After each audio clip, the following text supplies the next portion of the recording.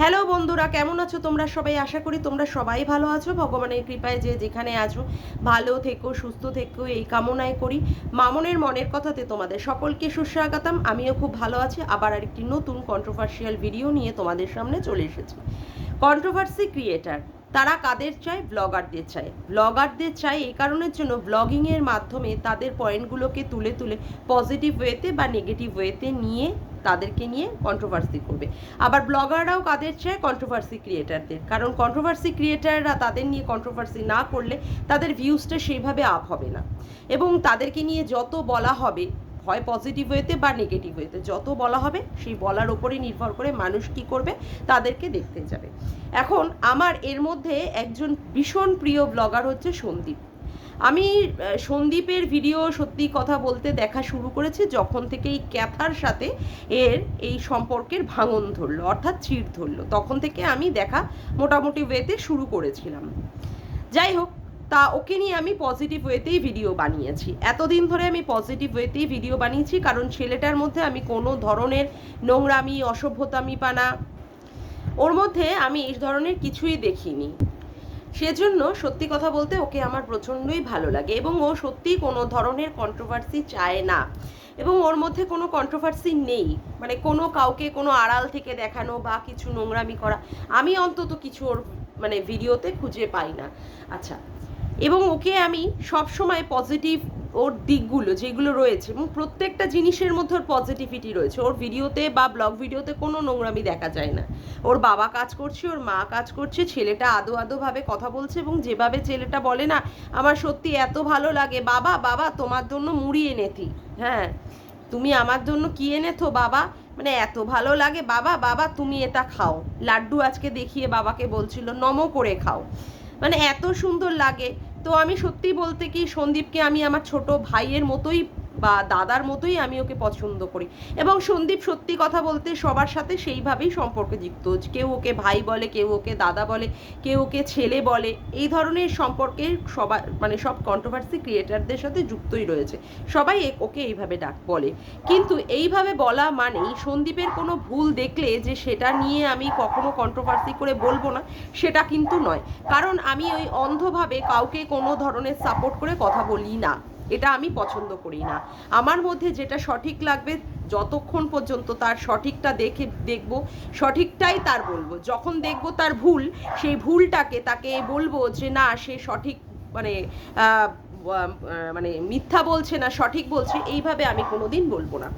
আজকে দেখলাম সন্দীপ মানে যেভাবে কন্ট্রোভার্সি ক্রিয়েটারদের উদ্দেশ্যে যেভাবে কথা বলল, এবং মনেই হলো যে একটু হঠকারী হয়ে কথাটা বলে ফেলেছে, সেই জিনিসটা আমার কিন্তু মোটেই ভালো লাগেনি।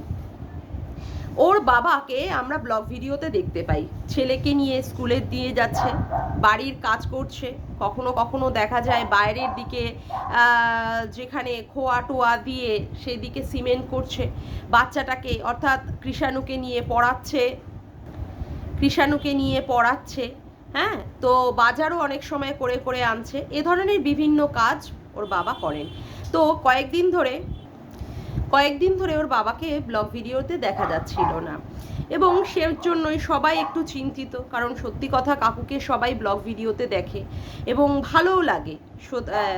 মানে সন্দীপদের দেখানোর মধ্যে কে, সন্দীপ নিজে কাজ করছে, সন্দীপের বাবা কাজ করছেন, ওর মা তো অল টাইম কাজ করেই যাচ্ছে। বাবা মহিলার আমি সত্যি ধন্যবাদ জানাতে হয়, এই বয়সে এসে এখনো পর্যন্ত বাইরের ধান ঝাড়া থেকে শুরু করে ঝাড় দেওয়া, ঘর মোছা, রান্না করা, বাসন মাজা, বাচ্চাটাকে ঠিকঠাক টাইমে স্নান করানো, খাওয়ানো, এখন আবার বাচ্চাটাকে নিয়ে স্কুলে দিয়ে যাওয়া, নিয়ে আসা এবং পড়তে বসানো, অল মানে সমস্ত কিছু করে যাচ্ছে।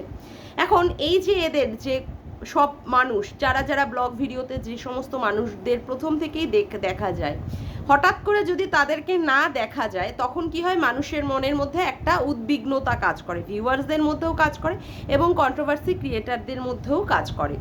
সেই একটা কি বলবো, একটা মনের মধ্যে একটা সেই উদ্বিগ্নতা নিয়ে বা কিছুটা মানে কি বলবো, উৎসাহ নিয়ে বা উৎসুক হয়ে, যেটা শব্দ, যে উৎসুক হয়ে সবাই সন্দীপকে জিজ্ঞাসা করছে তার বাবা কোথায়, তো কালকে একটা আপডেট মনে হয় দিয়েছিল যে ওর বাবা অসুস্থ, সেই জন্য উনি ব্লগ ভিডিওতে আসছেন না। হতেই পারে, সর্দি কাশি জ্বর, এখন ভাইরাল ফিভার অনেকেরই হচ্ছে, যেহেতু সিজন চেঞ্জের টাইম, হতেই পারে। আর শরীর টরীর খারাপ হলে ক্যামেরার সামনে আসা তো দূরে থাক, বিছানা থেকে উঠতেই ইচ্ছা করে না, এটাই নর্মাল, এটাই কোয়াইট নর্মাল এবং ন্যাচারাল ব্যাপার, এতে করে কোনো অস্বাভাবিকতা নেই। কিন্তু অস্বাভাবিকতা কে খুঁজে পেয়েছে? আমাদের জলনদীপ বুড়ি। ওফ বাবা, জলনদীপ বুড়ি মানে সন্দীপের প্রত্যেকটি পদক্ষেপে, প্রত্যেকটা পায়ের যে স্টেপিং ফেলে না সন্দীপ, প্রত্যেকটা স্টেপিংয়েই উনি ভুল খুঁজে পান। অথচ যে অন্যায়গুলো করছে ক্যাথা, তার ক্ষেত্রে উনি কোনো রকমের, ওনার চোখই যায় না, উনি ওই ছোট্ট বাচ্চা মেয়েটার অন্যায় দেখতে পায় না।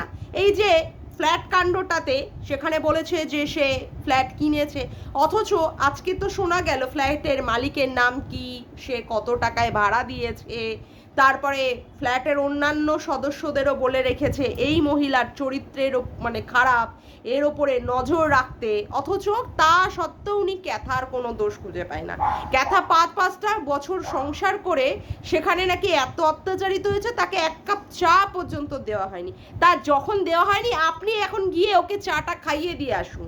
আপনার এত কষ্ট লেগে গেছে, এত জ্বালা লেগে গেছে যে ক্যাথা চা খায়নি 5 বছর ধরে। বাবারে বাবা, কত বড় ওরা অন্যায় করেছে।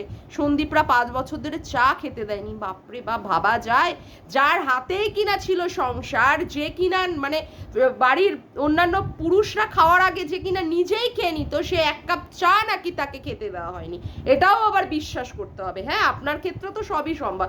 আপনিও তো মনে হয় এই বিয়ের পরেও আপনিও মনে হয় এরকম পরকীয়া করেছেন, বা যদিও পরকীয়া না করতে পারেন, পরকীয়ার মতো জিনিস আপনার মনের মধ্যে সুপ্ত ছিল, সুপ্ত বাসনা ছিল, সেই বাসনাগুলোকে আপনি দেখতে পাচ্ছেন ক্যাথার মধ্যে।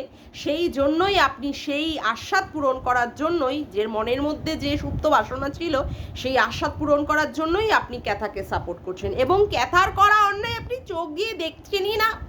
যত অন্যায়, যত ভুল, যত দোষ সব করছে সন্দীপ।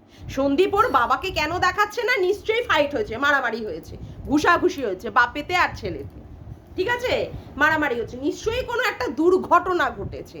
আপনার ওই চোখ দিয়ে, 4 চোখ দিয়ে আপনি তো এইরকম এরকম এরকম করে সব খুঁজে পেয়ে গেছেন না, সেই জন্য আপনি বলতে বসে গেছেন। মনে এই মহিলাকে না মনে কি রামপাট কেলাই, যত সব অন্যায় কথাবার্তা, ভুল ভাল কথাবার্তা, যেইগুলোকে মানে মানুষ কি বলবো, মানুষকে সহজেই মানে ভুল ভাল বুঝিয়ে ভুল ভাল খাইয়ে দিতে পারে এই মহিলা। এমন একটা বজ্জাত বুড়ি। আর সব সময় সন্দীপের পোদের মধ্যে একদম মুখ গুজে বসে থাকে। কোথা থেকে সন্দীপের খুদ কিছু পেলেই অমনি সেইটাকে নিয়ে রসিয়ে কষিয়ে মশলা মাখিয়ে নিয়ে বলতে বসে যায়, এত বড় নচ্ছার আর এত বড় জানোয়ার বুড়ি। এ বোঝাই যায় যে চরিত্রের মধ্যে মানে চরিত্রহীনতার জায়গা রয়েছে, সেই জন্য চরিত্রহীন মহিলাদের উনি সাপোর্ট করেন। কিন্তু যার মধ্যে যে পুরুষ এখনো পর্যন্ত সঠিক আছে, যে পুরুষ এখনো পর্যন্ত তার মা বাবা ছেলেকে নিয়ে সুন্দরভাবে ব্লগ করে সেখানে তার মানে কি করে কি বলবো, বাচ্চাটাকে ভালো করে মানুষ করে নিয়ে এগিয়ে যাচ্ছে, সেইটাকে উনি কোনো সময় কিছু দেখতে পায় না, ওটা চোখেই পড়ে না। সন্দীপ ওই পুরীতে গিয়ে ওই মহিলাদের কি বলে সে ছবি তুলেছে, যে সমস্ত মহিলারা আনন্দ করছে, ফুর্তি করছে, সেখানে উনি দেখেছেন কি তারা সমুদ্রের মধ্যে স্নান করছে, তাদের ছবি, ও নগ্ন ছবিগুলোকে তুলেছিল। ঢেমনি বুড়ি কোথাকারে, বজ্জাত বুড়ি কোথাকারে, 1 নম্বরের জানোয়ার মেয়ে ছেলে এই জলনদীপ বুড়িটা। মানে আচ্ছা মতো রামপাট যদি কেলানো যেত না, মুখের ভাষা দিয়ে অবশ্যই, ভালো মতো আরও যদি কেলাতে পারতাম তো আমার মনের মধ্যে আরোই হতো, শান্তি পেত। কিন্তু এই বুড়িকে আমি বেশি প্রমোট করতে চাই না, তাহলেই তোর ভিউজ বেড়ে যাবে, লোকে তো ওর ওখানটায় গিয়ে চোখ বুজে বসে থাকবে। যাই হোক, সেই জলনদীপ বুড়ির কথায় আজকে সন্দীপ প্রচণ্ড পরিমাণে ক্ষেপে গিয়ে কি বললো, কন্ট্রোভার্সি ক্রিয়েটারদের নিয়ে বলতে বসলো যে হ্যাঁ বাবাকে দেখাচ্ছি না, তাতে কি মহাভারত অশুদ্ধ হয়ে গেছে? না সন্দীপ, তোমার বাবাকে তুমি ব্লগ ভিডিওতে দেখাচ্ছ না বলে কোনো রকমের মহাভারত অশুদ্ধ হয়নি, কিন্তু যে মানুষটাকে তুমি দীর্ঘদিন তোমার ব্লগ ভিডিওতে দেখিয়েছো, দীর্ঘদিন তার অ্যাক্টিভিটি দেখিয়েছো, তার কাজকর্ম করাকে দেখিয়েছো, সেখানে মানুষ তার জন্যই সেই মানুষটাকে ভালোবেসে ফেলেছে। আজকে দেখো তোমার ভিউয়ার্সরাও পর্যন্ত তোমাকে বলেছে যে কাকুর জন্য সবার মনের মধ্যে একটা ভালোবাসা রয়েছে, একটা শ্রদ্ধা রয়েছে, সেই জায়গায় একটা মানুষ হঠাৎ করে যদি মিসিং হয়ে যায় তাহলে তো অবশ্যই একটা চিন্তা আসে, অবশ্যই তার জন্য একটা উদ্বিগ্নতা প্রকাশ মানে মনের মধ্যে একটা হয়। তার জন্যই কিন্তু আজকে তোমাকে তারা বলেছে। বা আর কথা হচ্ছে যে তুমি তোমার বাবার এই উদ্বিগ্নতা নিয়ে তুমি সমস্ত কন্ট্রোভার্সি ক্রিয়েটারদের উদ্দেশ্যে যে কথাগুলো বললে আজকে, এই কথাগুলো তুমি মোটেই ঠিকঠাক বলনি। তোমাকে আমি মোটেই সাপোর্ট করতে পারছি না। তোমাকে নিয়ে পজিটিভ করি মানে তার মানে যে তুমি ভুল করলেও তোমার ভুলটাকে ভুল বলবো না, তোমার অন্যায়টাকে অন্যায় বলবো না, এই ধরনের কন্ট্রোভার্সি আমি করতে পারবো না। অ্যাটলিস্ট আজকে সীমাদিও খুব সুন্দরভাবে ব্যাখ্যা করে দিয়েছে, দীপ্তিদি থেকে সবাই আজকে সুন্দরভাবে ব্যাখ্যা করে দিয়েছে যে তুমি যেভাবে আজকে বলেছো সেই কথাটা তুমি ঠিক বলনি। তুমি তো মানে ক্যাথাকুরানির মতো হয়ে যাচ্ছ। ক্যাথাকুরানিও যেমন ফস করে উঠছে, অন্যায় করছে, লোকের ওর অন্যায় ধরিয়ে দিচ্ছে বলে যেমন করে ফস করে উঠছে, ঠিক তুমিও বলতে বাধ্য হচ্ছি ঠিক তেমনি করে ফস করে উঠছো, তেমনি করে ফোঁস করে উঠছো। কিন্তু ফোঁস করার তো এটা কোনো জায়গাই নয়। তুমি কেন এইভাবে ফোঁস করছো? আজকে যে তুমি করছো এটা তো তোমার শান্তভাবে থাকা উচিত। তুমি এক জলনদীপ বুড়ির কন্ট্রোভার্সির জন্য তুমি সমস্ত কন্ট্রোভার্সি ক্রিয়েটারদের ছোট করে দিলে। আজকে তুমি নিজে বলো তো যে তোমাকে কত লোকে ভালোবাসে, কত লোকে তোমাকে পজিটিভ ওয়েতে তোমাকে কন্ট্রোভার্সি করছে, তুমি কি তাদের নামও পর্যন্ত জানো না। আমি জানি না আমার ভিডিওটা তোমার কাছে পৌঁছাবে কিনা, কিন্তু আমি সত্যিই তোমাকে প্রচণ্ড পরিমাণে পছন্দ করি, তোমাকে প্রচণ্ড পরিমাণে আশীর্বাদ করি যে তুমি আরও ভালো থাকো, আরও ভালোভাবে এগিয়ে যাও। আমি তোমাকে সব সময়ের জন্য সাপোর্ট করি, কারণ আমি তোমার মধ্যে কোনো নোংরামি দেখি না এবং তোমার ব্লগ ভিডিওতে কোনো রকমের কন্ট্রোভার্সি দেখি না। কিন্তু আজকে ভাই তুমি যেভাবে আজকে কন্ট্রোভার্সি ক্রিয়েটারদের উদ্দেশ্যে যেভাবে কথাগুলো বললে না, প্রচণ্ড পরিমাণে হার্ট হয়েছি, প্রচণ্ড খারাপ লেগেছে, আঘাত লেগেছে যে তুমি কি করে এইভাবে কথা বললে। তুমি অতীতেও এইভাবে কথা বলেছো। তোমার মান কি বাত নিয়ে যে তুমি কিছুক্ষণের একটা শর্ট ভিডিও করো, সেইখানে তুমি সেই মান কি বাতে সেই যেখানে বলতে অনেক অনেক ক্রিয়েটাররা, এমনকি আমিও সেই মান কি বাতটুকু নিয়ে আমার ভিডিওতে লাগিয়ে সেখানে তুমি কিনা প্রশ্ন করেছো কেন তোমার কথাগুলো বলা ভিডিওতে কথাগুলো নিয়ে মানুষ কন্ট্রোভার্সি ক্রিয়েটারদের কেন এই সমস্ত ক্রিয়েটাররা কেন তোমার ভিডিওগুলোকে লাগিয়ে দিচ্ছে। এবার সন্দীপ তোমার উদ্দেশ্যে কিছু না কথা বলে মানে পারছিই না। আজকে যখন ক্যাথাকুরানির সাথে যখন তোমার এই ধরনের অশান্তিগুলো হয়েছিল না, আজকে সীমাদি থেকে শুরু করে দীপ্তিদি থেকে শুরু করে তারপরে গীতাদি থেকে শুরু করে তারপরে কি বলবো দেবশ্রীদি থেকে শুরু করে তোমাকে যেভাবে সাপোর্ট দিয়েছে না, সেইখানে তোমার ক্যাথা কিন্তু তার দালাল দিদিকে দিয়ে কিন্তু তোমার এগেনস্টে সেইভাবে কিন্তু নোংরামি ছড়াতে পারেনি ভাই, এটা তোমার মনে রাখতেই হবে। এবং যেভাবে আরশ যেভাবে রিম্পা, ওদের নামগুলো তো বলতেই ভুলে গেলাম, আরশ রিম্পা তারপরে ইসে কে বলে আমাদের ইপসিতাদির নামই আমি কি করে ভুলে গেলাম। তো এরা যেভাবে তোমাকে সাপোর্ট দিয়েছে, যেভাবে তোমাকে পজিটিভ ওয়ে মানে পজিটিভ তোমার দিকগুলো সব তুলে ধরেছে যে তোমার ভিডিওতে কোনো নোংরামি নেই, তুমি সত্যি একটা সৎ চরিত্রের ছেলে, তোমাকে যেইভাবে সাপোর্টটা দিয়েছে না সেই সাপোর্টটা দেওয়ার জন্যই এখনো পর্যন্ত তোমাকে সেইভাবে মলেস্ট করতে পারিনি। তোমার এগেনস্টে 498A কেস করেও তোমার এক্স ওয়াইফ কিন্তু তোমার একটা চুলো বাঁকা করতে পারিনি। এবং ওই যে দালাল ঘোড়ামুখী দালাল তোমাকে নিয়ে এই মানে সেইভাবে সেই ওয়েতে গিয়ে কিন্তু তোমাকে কিছু সেইভাবে খতম করতে পারেনি। আজকে কিন্তু তোমার সেই কথাগুলো মনে রাখা উচিত সন্দীপ, আমি তোমাকে বলছি সেইগুলো মনে রাখা উচিত। আজকে এই কন্ট্রোভার্সি ক্রিয়েটারদের জন্যই কিন্তু তুমি আজকে এই অবধি পৌঁছেছো। আজকে বলতে বাধ্য হচ্ছি, আজকে কন্ট্রোভার্সি ক্রিয়েটার দিদিরা তোমাকে এত ভালোবেসেছে, এত তোমার পাশে থেকেছে যে তোমার সৎ চরিত্রটা তারা তুলে ধরেছে যে হ্যাঁ তুমি ঠিক, তুমি সঠিক, অথচ নোংরা হচ্ছে তোমার বউ, সে তার শরীরের জ্বালা মেটানোর জন্য পরপুরুষের হাত ধরবে বলে তোমার এগেনস্টে অ্যালিগেশন লাগিয়ে গেছে। তুমি ডোমেস্টিক ভায়োলেন্স করেছো, তুমি চুল্লু খেয়ে উল্লু হয়ে রয়েছো। প্রথমে দীপ্তিদিও ভুল করেছিলেন, দীপ্তিদি ওই ক্যাথাকুরানির মায়ের কথা মানে শুনে সেখানে কিন্তু উনি ভুল করেছিলেন, উনি বলেছেনও সেটা যে উনি তোমাকে খারাপ দেখিয়েছিলেন যে তুমি মারধর করেছো, তুমি অন্যায় করেছো, তুমি ওই গামলার ওপরে অনেক অত্যাচার করেছো, তার জন্য তার মেয়ে বেরিয়ে যেতে বাধ্য হয়েছে। কিন্তু পরবর্তীকালে দিদি যখন বুঝতে পেরেছেন যে ক্যাথার অন্যায়, ক্যাথার দোষ, দিদি কিন্তু তোমাকে সাপোর্ট করেই ভিডিও করেছে, কারণ দিদি বুঝতে পেরেছে যে তুমি সঠিক। আজকে এই সমস্ত দিদিদের কথা তুমি ভুলে গেলে, এই সমস্ত দিদিদের কথা তুমি ভুলে গেলে। কে এক জলনদীপ বুড়ি, কে 2-3 জন একজন তোমাকে নিয়ে মানে নেগেটিভ ওয়েতে ভিডিও করছে, তুমি তাদের কথায় গুরুত্ব দিয়ে তুমি সমস্ত কন্ট্রোভার্সি ক্রিয়েটারদের এক করে দিলে সন্দীপ। বলতে বাধ্য হচ্ছে, তুমি মুড়ি আর মুরগিকে সব একই দরে বিক্রি করছো, তুমি মুড়ি আর মুরগিকে একই করে ভেবে তুলে নিচ্ছ, একই ভেবে নিচ্ছ, কিন্তু সেটা তো নয়। মুড়ির জায়গা মুড়িতে, মুরগির জায়গায় মুরগিতে, তাই না? তাহলে মুড়ি আর মুরগি কিন্তু একই দামে বিক্রি হতো না। তোমার বোঝা উচিত সন্দীপ, তোমার বোঝাটা উচিত। হ্যাঁ, এটা ঠিক, তুমি কখনোই কন্ট্রোভার্সি চাও না এবং তুমি কখনোই কন্ট্রোভার্সি করো না, এটা অবশ্যই সঠিক কথা। তুমি তাহলে পাত্তা দিচ্ছ কেন এই জলনদীপ বুড়িকে? সেই জলনদীপ বুড়ির কথা শুনে তুমি কেন পাত্তা দিচ্ছ? তোমার বাবাকে মানে রোজ ভিডিওতে দেখাও, সেখানে কয়েকদিনের জন্য যদি বাবাকে না দেখো, সবার তো চিন্তা হবেই।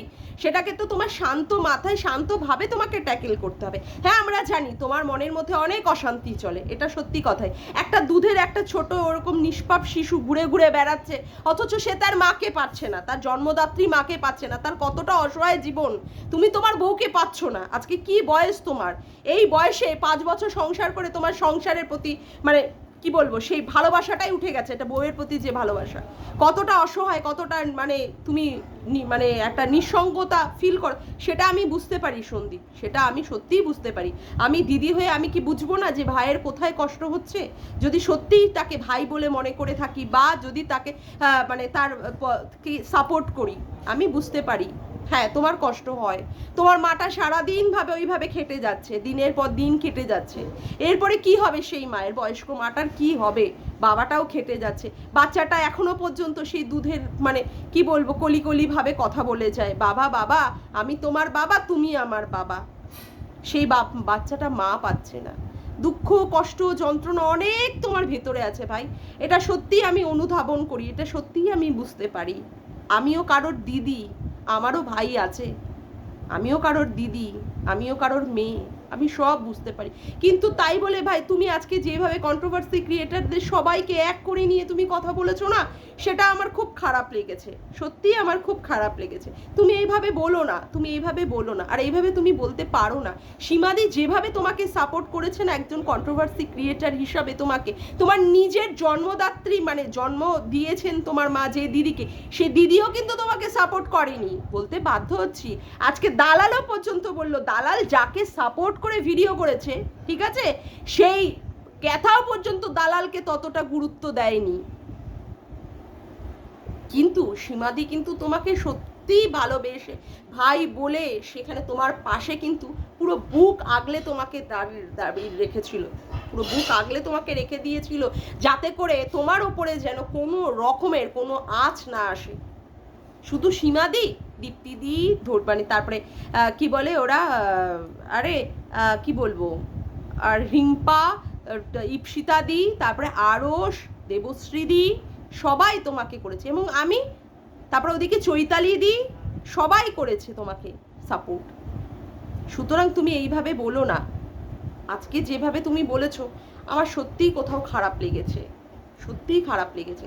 তুমি তো আগেই বলে দিতে পারতে যে হ্যাঁ বাবার শরীর খারাপ, বাবা এখন কয়েকদিনের জন্য ভিডিওতে আসবে না, তাহলেই সেখানকার পরিষ্কার হয়ে যেত। আর ভিউয়ার্সদের মনের প্রশ্ন তো উঠবেই, আর ভিউয়ার্সরা ভিউজ দেয় বলেই তো আজকে সবারই একটা জায়গা একটা হয়, তাই না, চ্যানেলটা। কিন্তু তুমি যদি এইভাবে কথা বলো তাহলে তো ভিউজটা তোমার ডাউনই হয়ে যাবে।